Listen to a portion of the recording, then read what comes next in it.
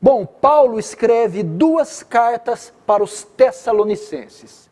A primeira e a segunda epístola à igreja que estava em Tessalônica. Ele a escreveu no ano 50 depois de Cristo.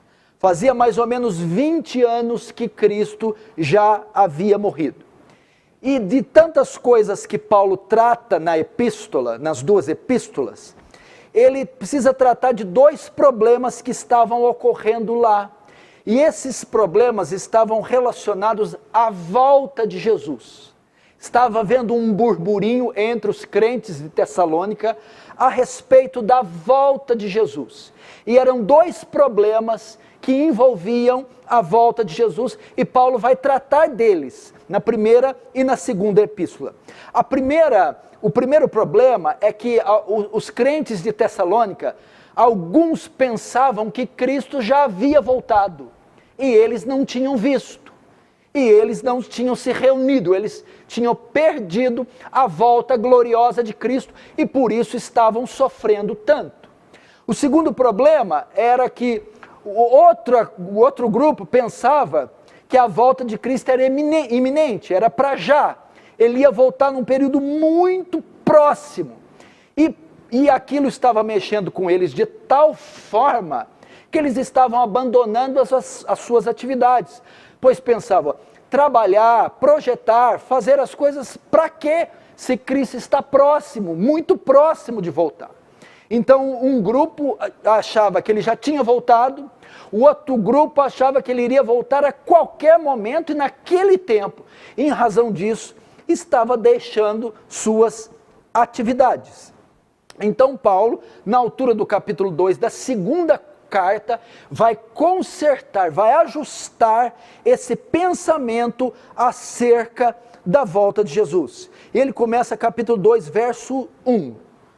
Irmãos, no que diz respeito à vinda de nosso Senhor Jesus Cristo e a nossa reunião com Ele, então, primeira coisa, então ele está dizendo aqui, no que diz respeito à vinda dele, a segunda vinda, ou a volta, e nossa reunião com Ele, provavelmente é uma menção do arrebatamento, ou seja, quando Jesus voltar, nos reuniremos, nos encontraremos com Ele. Então Paulo, no verso primeiro, ele mostra o tema que ele vai tratar com eles. É a volta de Jesus.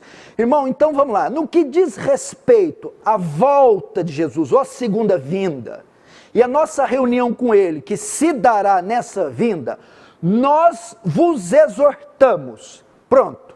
Então Paulo abre o assunto que ele vai tratar. É a volta de Jesus. E ele vai os exortar a respeito dessa volta. E ele vai dizendo, a esse respeito da volta de Jesus, nós vos exortamos, tá, o quê? A que não vos demovais da vossa mente, com facilidade, nem vos perturbeis, até aí.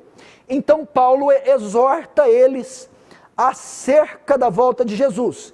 O termo aqui, que não vos demovais da vossa mente com facilidade, significa que vocês não sejam facilmente abalados.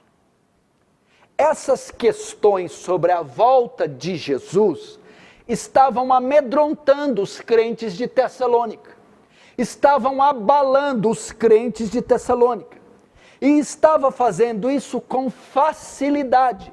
Eles estavam extremamente abalados. Por quê? Porque eles estavam passando dificuldades e perseguições, situações parecidas com o cenário do retorno de Jesus. Por essa razão, vendo aqueles sinais, vendo o cenário, pensavam que ele já tinha voltado, ou que estava próximo a voltar. E isso estava deixando eles abalados. Da mesma maneira, tem muitas pessoas que estão me vendo que não sabem lidar com os sinais do fim, não sabem lidar com as profecias acerca do fim, não sabem lidar com escatologia. Qualquer eventual sinal do fim, qualquer menção acerca do fim, elas ficam abaladas. quando elas ouvem falar sobre terremotos, guerras e rumores de guerras, ou conflitos armados, ou como esta epidemia, que aponta sim para o fim, elas ficam completamente desequilibradas, abaladas. E o termo diz, não vos demovai da vossa mente com facilidade, facilmente são abaladas. E Paulo está exortando eles, está nos exortando, para que estes sinais não nos abalem facilmente. Não tirem de nós a coerência, o bom senso, a sensatez. Então, irmãos que estão assistindo essa confusão política, econômica, geológica, científica, mesmo vendo tudo isso, não se apavorem. É a ideia. Não vos demovais da vossa mente de facilidade, nem vos perturbeis. Né? O texto aqui é, nem fiquem perturbados. Né? Eu fiz de caneta aqui, essa hora aqui eu devia estar inspirado, eu escrevi em hebraico. Ah, tá. Que vocês não sejam facilmente abalados, nem continuamente perturbados. Não deixe que essas questões escatológicas perturbem vocês, abalem vocês, embotem os seus sentidos. Ok? E agora ele vai mostrar de que maneira eles estavam tendo a mente perturbada e as emoções abaladas. Como eles foram abalados e perturbados pela questão escatológica. Qual foi a forma usada para abalá-los? E ele vai dizer então, quer por espírito, quer por palavra, quer por epístola. Essas estavam sendo as ferramentas de comunicação escatológicas usadas para abalar os tessalonicenses. Entenderam?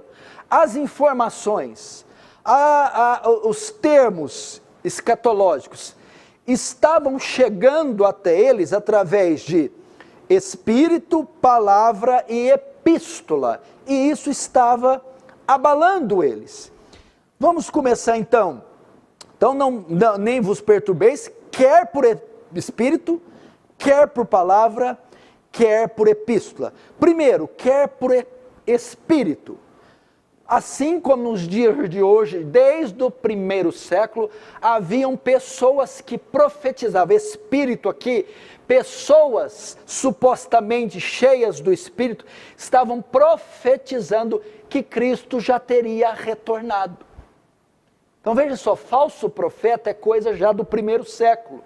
Então ele está querendo dizer, não se perturbem por pessoas que vêm em nome de Deus e dizem que Cristo já retornou. Não deixe que essas profecias, que essas predições falsas perturbem vocês, abalem vocês. Semelhantemente, na nossa época acontece isso.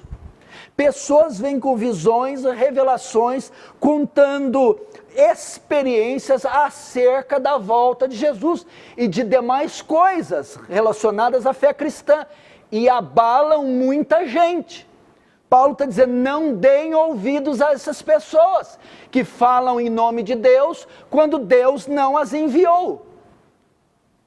Segundo, quer por palavra que é um termo para pregação.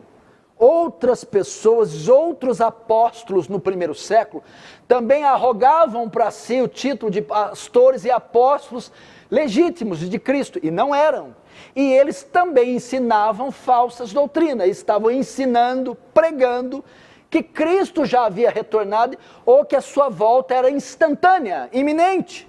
Paulo está dizendo, não se deixem levar por essas mensagens, sejam criteriosos, julguem essas mensagens. E terceiro, quer por epístola. Assim como Paulo escrevia epístolas no primeiro século, João escrevia epístolas também no primeiro século, outros homens, outros pastores e apóstolos também escreviam. Então a história conta que no primeiro século uma carta estava circulando na igreja de Tessalônica. E nesta carta, essa carta continha também dados sobre a escatologia. E esta carta também falava coisas acerca da volta de Jesus. E essas três coisas estavam apavorando os tessalonicenses: profecias, pregações e epístolas, cartas que circulavam dizendo que Cristo já havia voltado. E isso estava abalando, mexendo com eles. E Paulo está dizendo: não se movam com facilidade, não sejam persuadidos, constrangidos, convencidos por essas formas facilmente. Da mesma maneira, irmãos, nós também temos essas três ferramentas hoje. Gente falando em nome de Deus, mensagens aí por toda a internet, e também livros, cartas, notas, artigos, também que falam acerca da volta de Jesus, né? Você não viu aí que recentemente está explodindo aí um tal de 3 dias de escuridão? Mandaram um e-mail para mim: pastor, você sabe alguma coisa dos 3 dias de escuridão? Não, irmão, por enquanto eu estou querendo ter os 3 dias de clarão, eu estou precisando de luz. Então, sabe, porque profetizaram aí 3 dias de escuridão. Sabe o que Paulo está querendo dizer aqui, irmão? Para não sairmos da suficiência das Escrituras, da inerrância das Escrituras. Temos que pautar nossa fé, temos que pautar nossas doutrinas nas Escrituras. E quando Paulo falava naquela época, tinha autoridade canônica. Paulo podia falar em nome de Deus. Então, quando você ouvia Paulo, obedecia Paulo e obedecia às cartas escritas de Paulo, era equivalente a obedecer às Escrituras. Tanto é que essas cartas se tornaram Escritura. Então, resumindo o que Paulo está dizendo: não deixe que profecias, que falsos pregadores, nem que cartas sejam a regra da vossa fé, mas só a Escritura.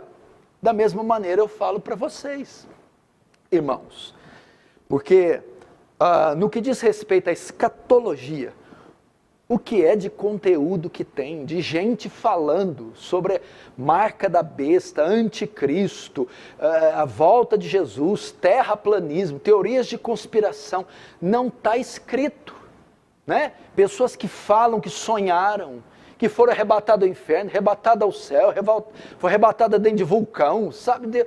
O que é isso? E falam sobre o anticristo, sobre a volta de Jesus, sobre arrebatamento. Você deve confiar, para basear sua escatologia, você deve fazê-la à luz das Escrituras, e não do que alguém sonhou, do que alguém viu, do que alguém profetizou, do que alguém aí sem base escreveu. Você deve voltar para a Escritura, por favor.